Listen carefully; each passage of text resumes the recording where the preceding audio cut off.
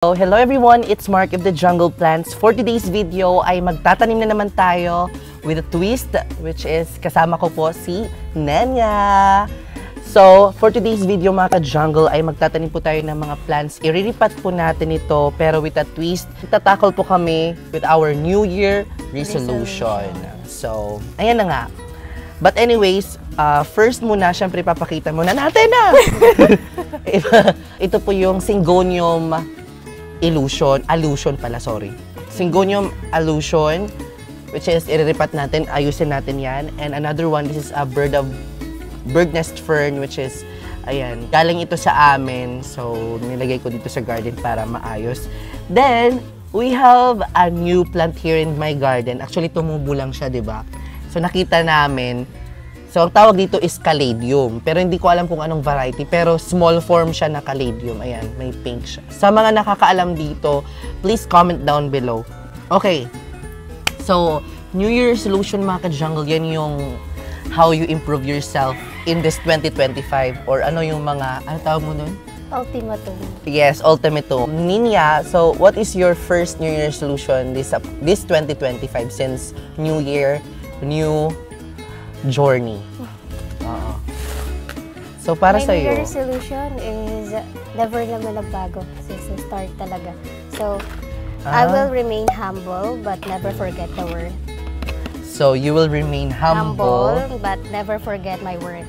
My work? Worth. Worth it. Worth. Worth it sila. Okay. Yeah. Bakit yun yung naisipan mong, I mean, yung pa din yung ano mo, yung New Year resolution mo?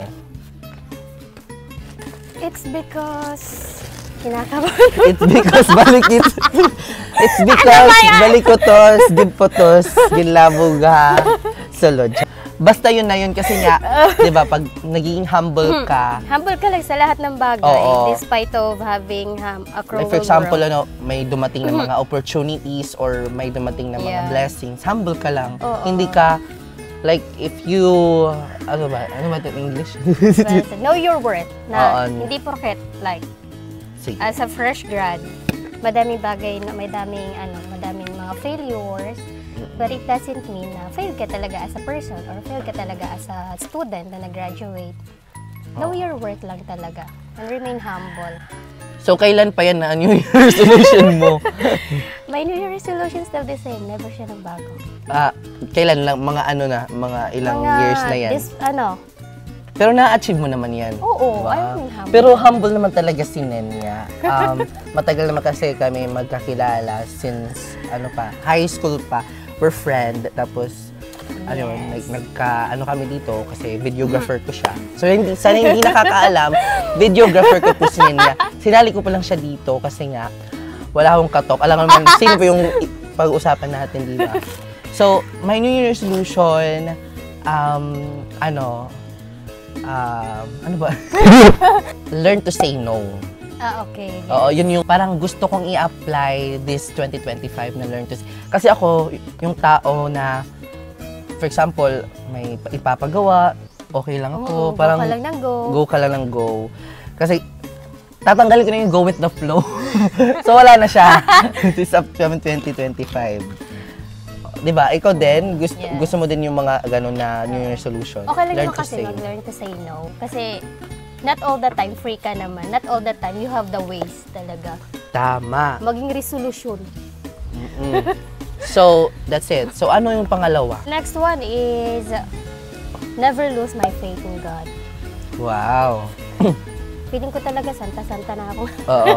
Siguro, i-ano ka na, i-babaltis mo. Babaltis mo. Santo Nena. So, palagi ka na magsisimba. Hindi naman. You don't need to go to the church talaga to remain your faith. Kasi you can still, pray naman inside of your house. Wow. Magpipray ka, tapos magiinom ka pagkatapos. Simbaan na yun. Simba muna bago. So, ayan. Guys, natanim na natin yung ating Syngonium allusion. Actually, sobrang leggy talaga yung ganitong halaman. Hindi ko alam kung bakit siya leggy. So, yun. Pangalawang New Year resolution ko, guys, yung... Pero, I'm not saying na gusto ko siya gawin palagi. Parang, gusto ko mag-diet. Parang gano'n, a healthy diet. Diet ka na. Kasi nga, sometimes, di ba, patanda na tayo, so marami tayong nararamdaman. So we need a healthy diet. Like, kakain ka ng mga healthy foods, hindi yung puro fast food. Nagda-diet ka ba yan? Oo. Pero actually, ang hirap talaga, di ba? Diet mo yan? Anong diet? Ako, ini nga akong tsura. Oo, diet mo pa ito. Oo, kasi mataba na ako. Mataba ba ako? Hindi naman. Hindi naman. Pero guys, kung gusto nyo magkameron ng New Year's resolution, isa din yung pinakamaganda yung healthy diet. Health is wealth. Oo, kasi nga health is wealth. Kahit marami kayong pera, kung may sakit naman kayo, di pa din kayo hindi pa yun yung masarap. Masarap! Pangatlong yung New Year's resolution is, maging transparent sa parents. Wow. No matter what happened. Kasi, bakit hindi ka naging transparent? May younger years, dati, diba? Oo. Kasi we grow up having a strict parents, diba? So, pag nagsabi tayo... strict ba yung parents mo? So, akala natin pag nagsabi tayo ng kunwari may nanliligaw, akala natin pagagalitan tayo. Which is hindi naman, kasi dalawa yun eh. Pagagalitan ka or pagsasabihan ka lang. Yes. So, to all youngers out there, kasi kailangan nyo maging transparent. Kahit hindi na kayo maging transparent sa kaibigan, you choose your parents all over the matters. Wow, very good. Maging productive every day, like ganun na lang. Kasi sometimes naging tamad ako at tamad ako pag mga seasonal kasi sometimes yung pagka di ba? Napapansin nila yan na pag maulan, di ako nag-vlog o hindi ako kahit parang nakahiga lang ako magkulog. Maghapon. And i-improve ko yung self ko maging productive. Pero productive naman talaga ako. Pero gusto ko pang maging level up. Like yung productive ko hanggang 8, ngayon 10 ko na. Wow! Diba? For the level of person. Pero hindi ako magpa-promise. Kasi diba, ang hirap talaga. Yun lang, parang at least you have your standard. So yung sunod mo na resolution. Ano ba? So ito yung susunod natin. Ano ba yun? Sa sa physical... choose to rest. Wow! Sige. Choose to rest.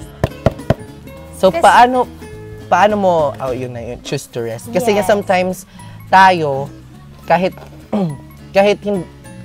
alam natin na pagod yung body natin, hindi pa rin tayo nag-rest. Sometimes sinasabihan ko siya, okay ka pa? Oo, hindi pa ako pagod. Kahit hindi na tayo yung sarili. Sometimes kasi, we need to rest para at least in the next day, you have a better tomorrow. Better tomorrow for nothing. Say no to opportunities. Always welcome. Ay, kala ko say no to opportunities. Like, hindi mo, ayaw mo yung opportunities? No. Can't say no. How can't say Kaya nga, say no to opportunities. Kasi how will you know? Kasi paano mo malalaman kung hindi mo susubukan? Para sa'yo, kung hindi mo susubukan, di ba? We are made to be. So, for example, may mag-alok sa'yo ng, like, Mary Jane. Analyze the number. The lotto is coming. Okay. Okay, ikaw? Magtaya ng lotto. Oh, yes. Yun. Okay, the next one is, parang once a week tatay ng lotto. Parang gambling na yun. Hindi kasi nga, guys, alam nyo, hindi lang naman kasi kayo tumataya para manalo. Parang nakaka-help din kayo sa charity. Kasi sa lotto, I'm not saying na nagpo-promote ako ng lotto pero parang nakakatulong din kayo sa charity kahit kaunti lang. Tapos kung manalo kayo, edi swerte kayo. Parang yun na din. Ikaw, ano naman? Ako, manatiling ako. No one is me, only me. No one is you. Pero sometimes ba naiisip yung sarili mo, like gusto mong maging ganyan sa kanya? Oo. Insecurity, hindi naman yung naiiwasan. Oo, so dapat yung resolution mo is parang dapat ikaw lang. Ako lang. Parang unique, in a unique way na ikaw. Kasi walang magiging ako, hindi ako lang. sa'yo. Wow, beautiful. Ano ba yun? Yung mga... Lord, alam ko namang napapagod na ako, pero choose what makes you happy. Wow, maganda din yung New Year resolution. So, bakit siya, Piliin mo lagi maging masaya. Kasi walang ibang magpapasaya sa'yo na yung sarili mo.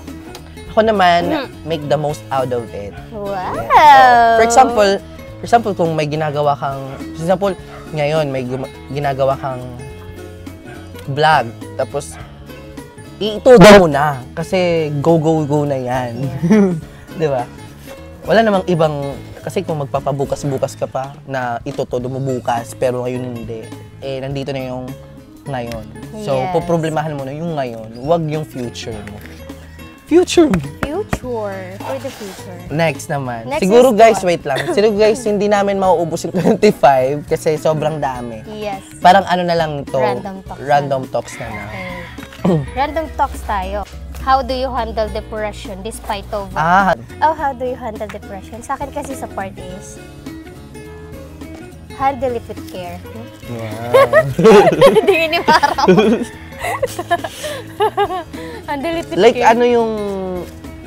ano yung advice mo sa mga nade-depress? Kasi, lalo na ngayon, parang may mga anxiety attacks na kahit bata pa, di ba? Be transparent to yourself and to your parents. Kasi, pag transparent ka sa sarili mo, magiging transparent ka din sa magulang mo. Kumbaga, malalaman nila kung ano talaga nangyayari sa'yo. Yes, tama. So, choose your parents among your friends. Kasi yung friends, aalis din naman yan eh. Not all the time yung friends nagsasabi sa'yo kung anong ginagawa, anong nararamdaman. Yung parents mo, mananatiling nandyan sa'yo the end of the day. Tama. So, dapat maniwala kayo kay Aling Nena. Choose your parents not over your friends. Bakit hindi ka nag-gloves? Ngayon? Kasi hindi pa nilaban ni Flautic yung mga gloves. But anyways, guys, ayan, natanim na natin yung ating bird's nest fern. Wow! Ano yung pag nakikita mo yung bird's nest fern, anong nasa isip mo? Like, para siyang... Open hand. Open hand. Kaya naman, maging open sa lahat ng bagay. Guys, yan yung mga pieces of advice and also our New Year resolution. This is 2025. Actually guys, yung New Year resolution talaga, hindi naman yan yung yan yung gagawin mo. At least you have your outline in this 2025 na hindi magulo yung life mo. Hindi mapariwara ang life mo, di ba? Yes. Tapos, ano pa ba? Yung parang meron kang goal na susundin, which is mag-improve sa self mo, which is self-development. Yes! Wow! Personal development. Yeah. Personal development. Meron ka bang i-share? Okay, don't forget to take care of your health and yourself and always choose what makes the best of you. And that's all. So yan mga ka-jungle, I hope may natutunan kayo in today's video and also nag-enjoy kayo sa aming chit-chat for today. And maraming salamat and I will see you next episode. So episode 4 na tayo in the next episode kasi episode 3 ang dami na, di ba? Yeah. So yan, maraming salamat sa panonood and I will see you next episode because more plant, less stress.